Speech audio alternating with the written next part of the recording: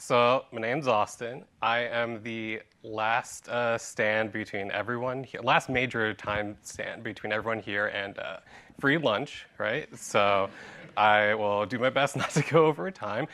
So thank you for everyone sticking around. I'm here to talk about my thesis work, which is titled Satellite Host Galaxy Coevolution with Next Generation Regulator Models, which was conducted under the supervision of Drs. Raj Pandya and Ari Mahler. And so the way I styled this talk is I kind of wanted to tackle this by answering some like big picture questions. I kind of wanted to try doing like 5 W's, 1 H.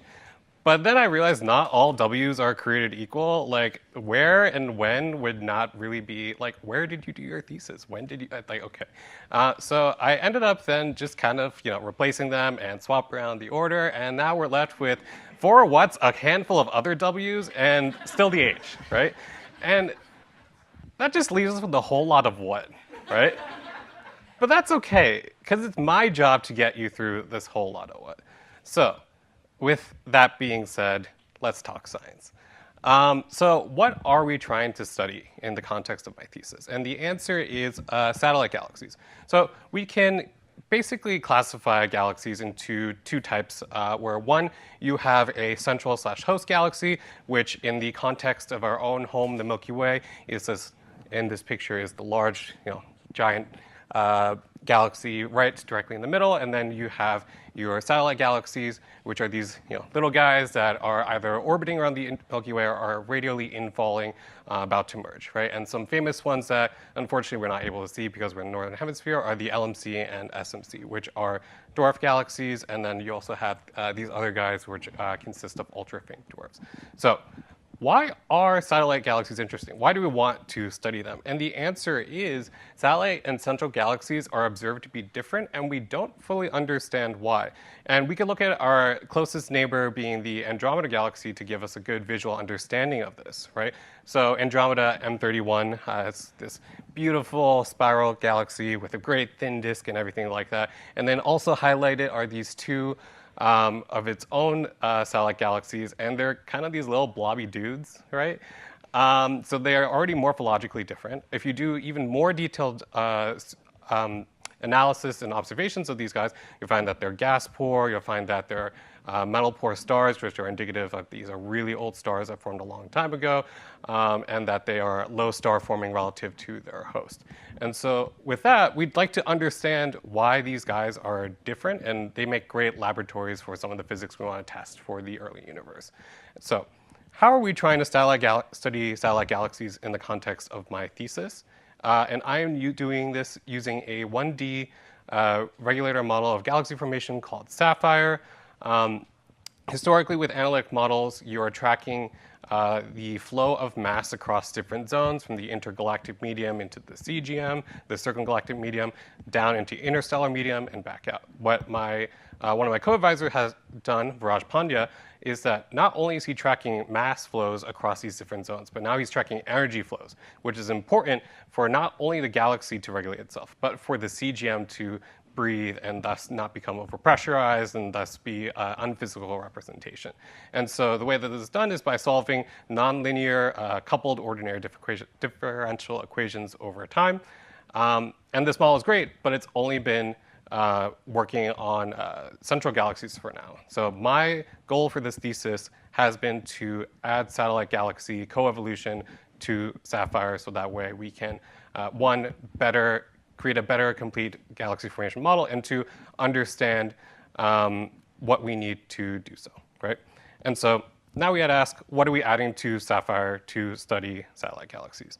And so I've added a good number of different bits and bobs and everything like that. The most important numerical / numerics bit of code that we've added is satellite and host galaxy coevolution. So that way your satellite galaxies and your host galaxies are able to communicate when running your simulations. So that way you can transfer information between them and thus understand which host is communicating with which satellites. Great.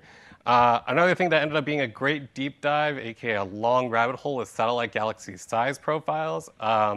There's not that many great observations out there right now, but this is something that's an active frontier. both through current observations through the Euclid Space Telescope, all these other small-scale surveys, and then also future studies using Vera Rubin and Roman Space Telescope. We've also added satellite galaxy starvation, which basically is when your satellite becomes a satellite and is accreted by its host, you shut off all gas flow from the circumgalactic medium into the interstellar medium, thus preventing any new cold gas accreting, thus is a way to also cut off star formation.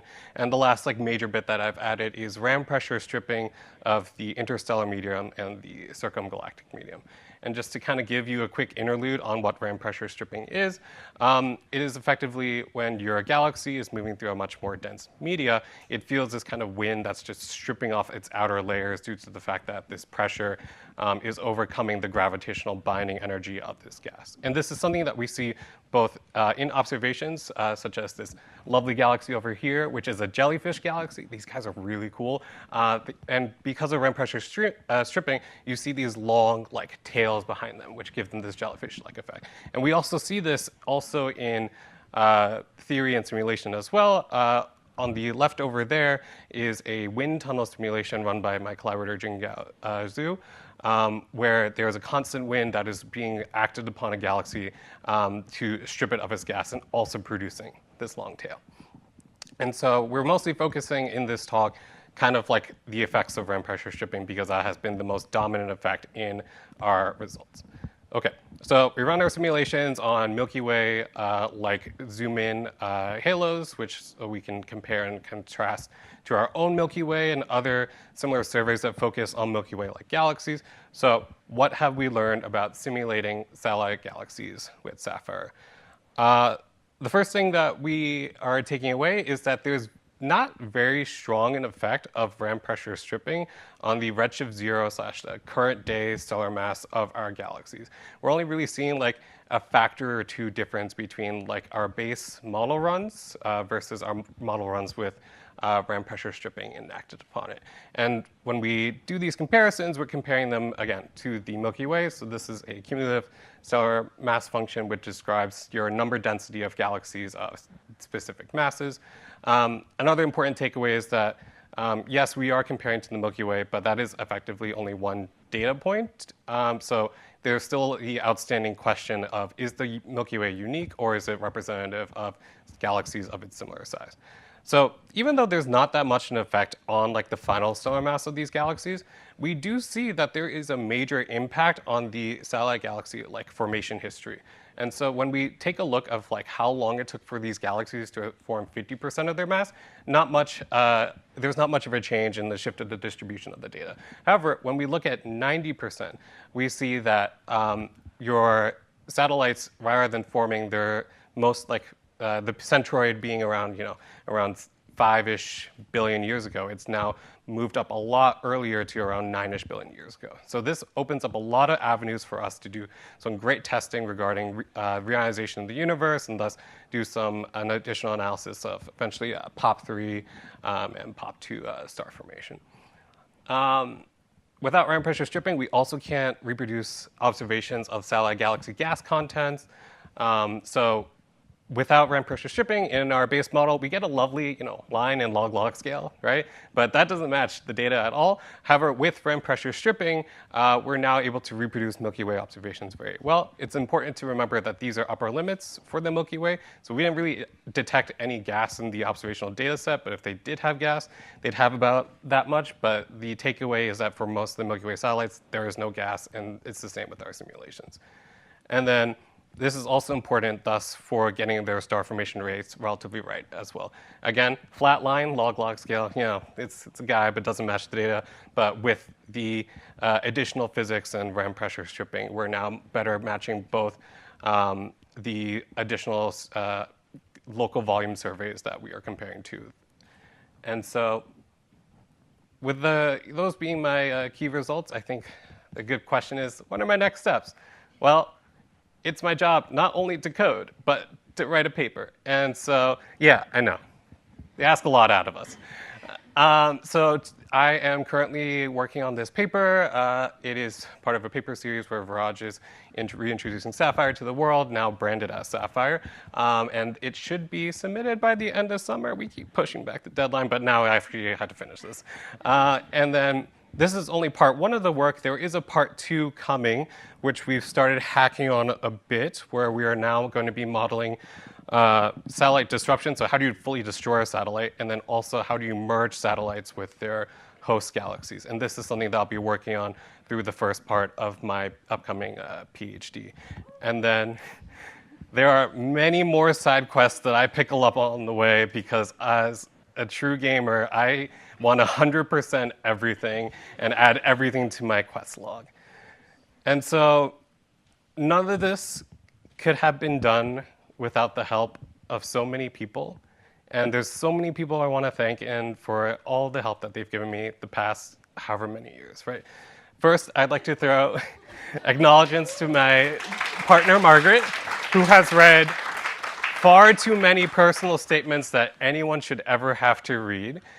And then also to my lovely cat, Beatrice Bok Choy Wellington plus Austen Gabrielpillai. Yeah, that's a mouthful, B for short. She is the both cohorts emotional support cat at this point. And I would also like to thank my fleet of academic mentors. I could not be here without all of you showing me grace and taking a chance on me. It's amazing what one cold email can get you to, and I truly aspire to even accomplish like even 1% of everything that you all have done. And I will always have undying gratitude to all of you. And last but not least is the Astro MS gang. Thank you all for showing me that I have a place in this community, and I am so glad to have met all of you and gone through so many lovely and fun adventures, which includes a lot of ice cream and a lot of basically, cohort nonsense. And so with that, I thank you all for listening. I'm going to leave these guys up here because they are the true stars. And so I'll take some questions and I'll answer them to the best of my ability.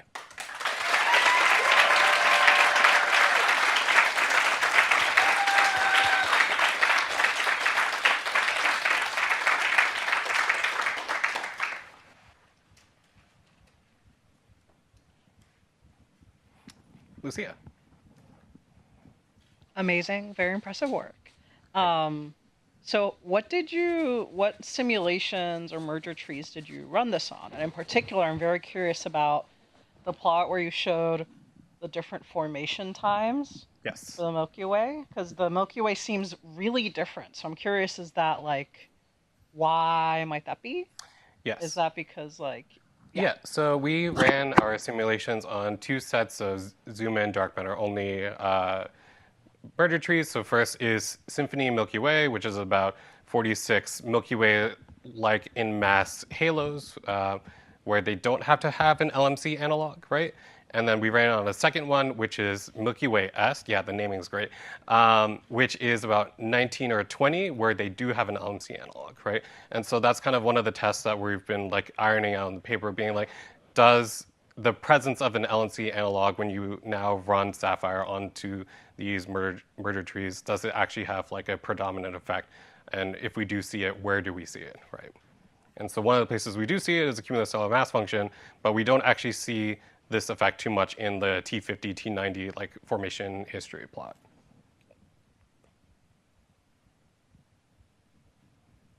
Iman?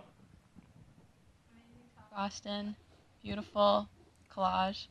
This is the first slide I worked on. Oh, okay. I have a question about the papers you're putting out. If you could go back to that slide, please. This one? Yeah, so I noticed that the numbers go 3 and then 5. I was wondering if there's a fourth paper, and if so, what's it on?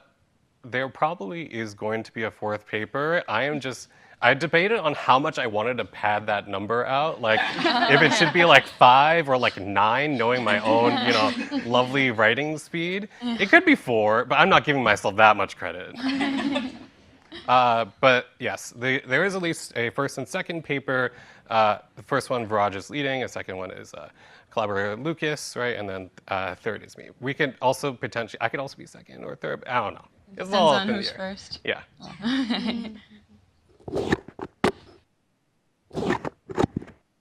Ooh, Matt. Hey, Austin. Hey, Matt. You showed that these, when comparing to the observations, that you're significantly closer, but it seems like in some cases you're not all the way there yet. Yes. How much of that do you think is like fine-tuning of this model that you've created, like changing parameters and things, versus how much of it is observational effects that you haven't taken into account yet? I think that's a really good question, right? I think one thing that my ideal would be is that we just had quote unquote better observations, right? Because we kind of are reaching like an observational limit. Like we would love to have data over here and over here, right? To help tell us and guide us how much of this is our free parameters versus, missing observations, right? And this is where we do have the power of these upcoming observatories, which will be data rich and like help fill in these gaps to then guide us to that. Right now, we could effectively just kind of fit the free parameters to better match the observations, but that is kind of a bit of a risky strategy as well. Jillian. This is not a serious question, but it's going to sound serious. Oh. Which sapphire Roman numeral will include the effects of intermediate mass black holes in the satellite galaxies? That might be like a 10 or a 12. That could be something we work together on. Yay! Emily?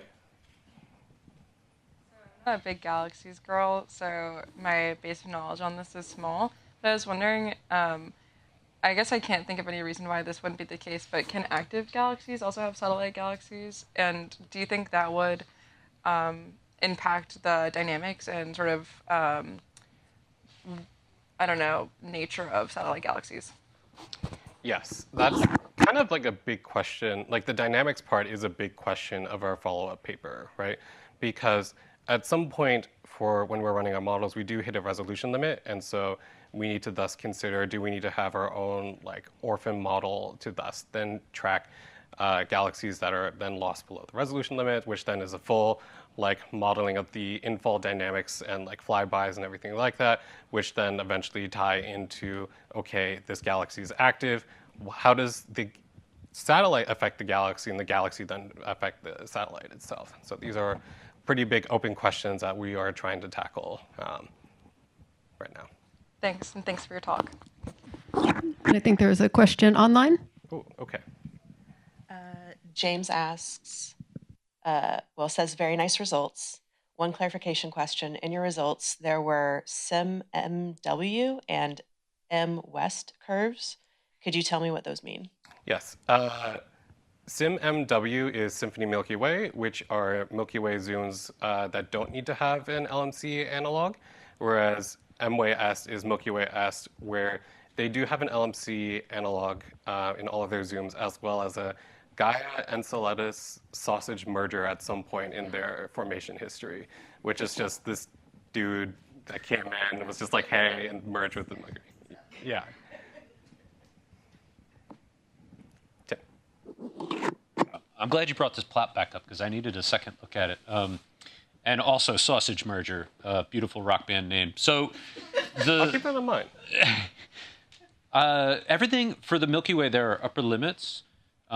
And I would expect that the LMC and SMC would not be upper limits as far as gas mass. Do you know, are they just not part of whatever data set went into these upper limits, or are they? They are. They're right there. They're just really hard to see. Oh. Because they're just buried under this other like data set. Right now, I will have to double check if they are not upper limits in the data. Ari is shaking his head, being like, yeah, nah. Yeah, they're detected. Yeah. For sure. So Yeah, okay. I just didn't see them. That's awesome. Yeah. Thanks. Jared. Oh, wait. No, go ahead with the question. Okay.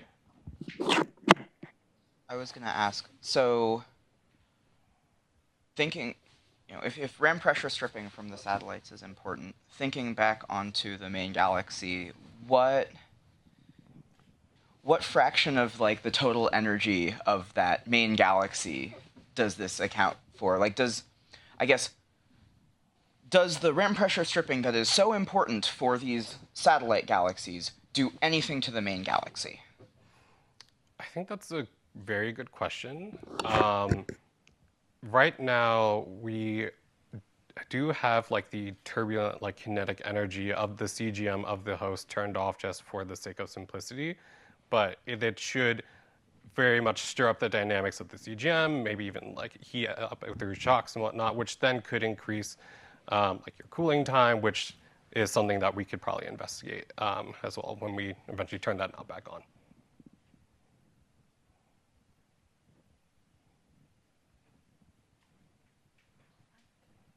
Another question from online. It's not a question. It's not, well, it's for you, but it's for everybody in the cohort. Olga's been online and she's just been saying lovely things about everyone. So I wanted y'all to know that. That's all. Thank you, Olga.